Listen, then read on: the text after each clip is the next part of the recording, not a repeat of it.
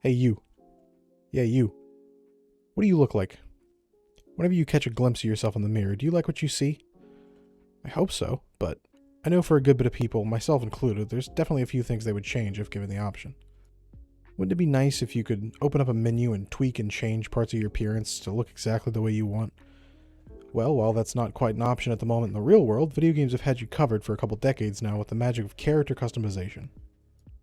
Character customization has been around since the mid to late 90s at least, with some of the first MMOs like The Realm Online and Meridian 59, which was the first ever 3D MMO, being among the earliest games I can find with character customization as we know it today, with selectable faces and eyes, hairstyles, things like that. These were followed the next couple of years by Ultima Online and EverQuest, which really blew up the MMO genre. And eventually this concept made the jump from MMOs, where your character being visually distinct from other players served a more arguably practical purpose, to single-player games, where it became more about immersion and expression and the role-playing and story-based escapism that single-player games offer more often than not. Character customization across the board is one of my favorite things about video games, because I, just like a lot of people I'm sure, have certain things about me that I wish were different. I'm a pretty husky fellow, I always have been, but video games letting me make a character with any kind of body type lets me at least live that experience a tiny bit, even if it's just a depiction of a character in a video game. Being able to make characters that look the way I wish I looked and dressing them in things I wish I could wear has kind of given me a goal to strive towards ever since I was younger and just blossoming into a beautiful, self-conscious young man. I've changed my style over the years and gotten closer to wearing what I really actually want to wear and thinking I can pull it off and putting in work at the gym lately, so maybe that'll all be a reality one of these days. But video games are all about escapism and wish fulfillment, and letting you design everything about a character's appearance is one of the easiest ways to do that.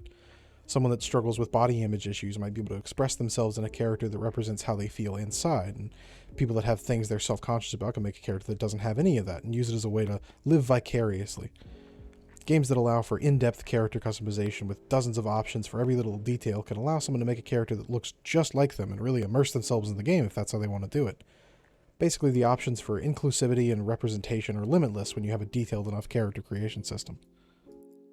I mentioned the new Xbox avatars in my last video, and despite the new era of Xbox not having avatar games, the options for representation and inclusivity have definitely been cranked up with this new style of avatar, with options for prosthetics, wheelchairs, and things like that players might feel like finally let their avatar actually represent them, which is pretty cool.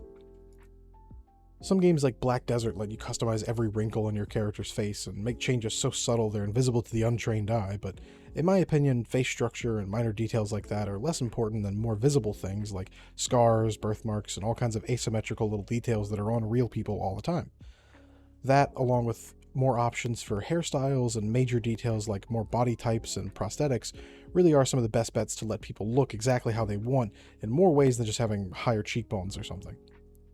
As important as character customization and self-expression are, I can definitely get behind actual fleshed out characters being made more diverse and given more depth than the generic protagonist with the cookie cutter backstory, on top of having a customizable player character.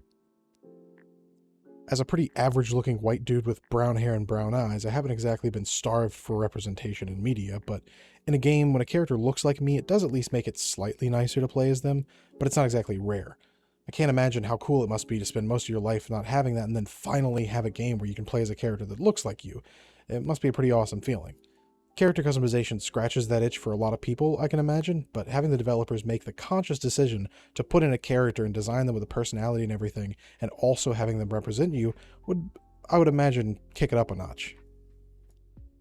I think representation and inclusivity across the board definitely doesn't hurt, and gives more people a chance to identify with characters in media, but I don't think character customization needs to go anywhere anytime soon, as it's only getting better and more in-depth in games over time.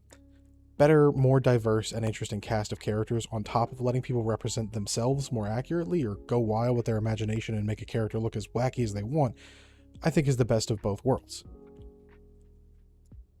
Case in point, the new Saints Row reboot that's just on the horizon.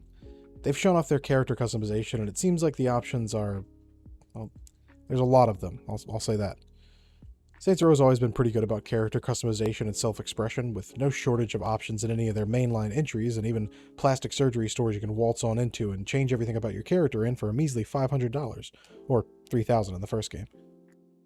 The new game looks like it might be leaning into that even further with an app on your phone that looks like you might be able to just open and customize your character in at any time, which would be an interesting choice for sure, just making it as easy as possible to customize and change your character's whole look at any time.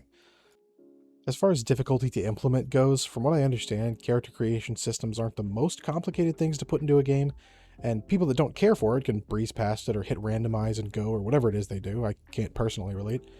But the people that look for in-depth character creation in games really appreciate it and will have their experience made that much better by being able to play as a character they designed to look just the way they want them to.